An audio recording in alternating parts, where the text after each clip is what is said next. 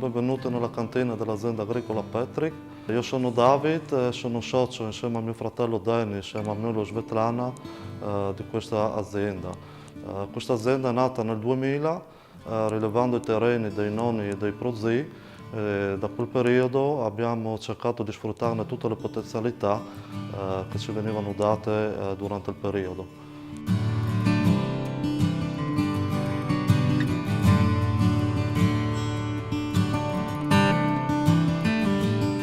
La nostra azienda si sviluppa su una superficie di 7 ettari nel quale coltiviamo 5 qualità di vini.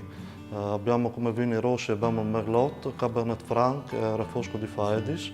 Come vini bianchi abbiamo il Friulano, Verduzzo Friulano.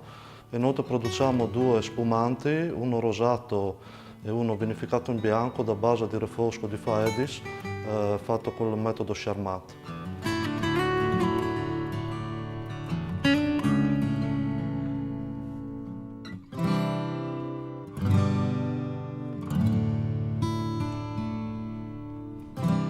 Inoltre nel 2001 abbiamo aperto un agriturismo con 60 coperti e nel 2008 abbiamo aperto anche un alloggio agrituristico con 2 mini appartamenti della disponibilità di 10 persone.